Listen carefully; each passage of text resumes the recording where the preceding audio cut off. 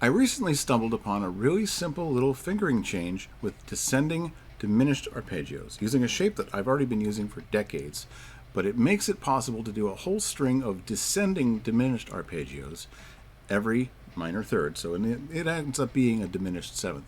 But I found this really cool, and so this week's VIP challenge is really all about just doing that. I also added a neat little phrase at the beginning, mostly to sort of just fill in the missing gap and make the rhythm kind of square. But here's how it goes.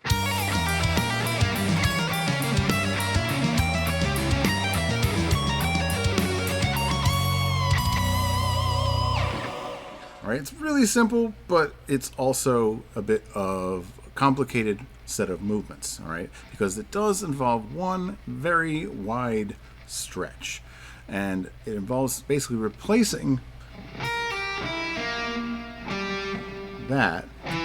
You're actually shifting these two fingers over to this, and it puts a pretty big stretch between your second and third finger, especially at those lower frets. So this is the trade-off, and I really did have to work at this probably for the last week. I think I discovered it about a week ago from recording this. It's tricky down there for sure, but here's what's kind of neat. This is how I pull it all together, okay?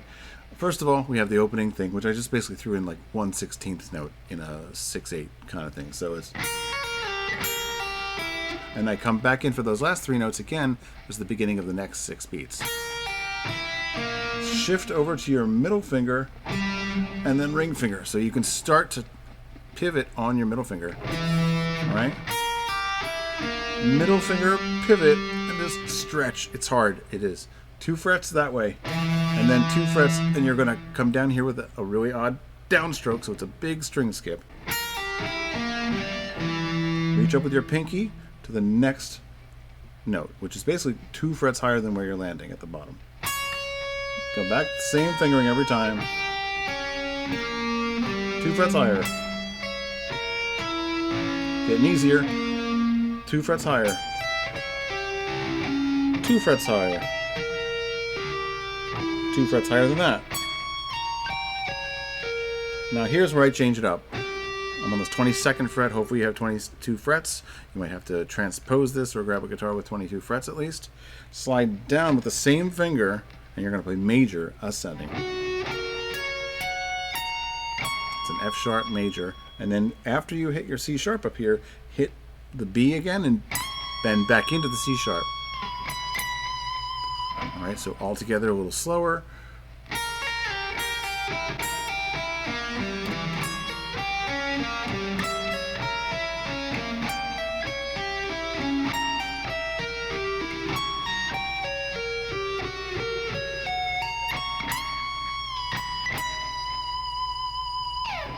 Right? Give it a try, take it slow, really spend some extra time in that lower area, because in my opinion that's really where it's going to be needed. That's where I needed to spend more time personally, but I think this is a really neat thing. I'm kind of excited. It doesn't take much to excite me, I guess, but I think that this simple little fingering hack has really just opened up something I'm probably going to use a lot, because now I don't feel like I have to descend and then reascend in order to descend again. I can just do a whole bunch of descending patterns.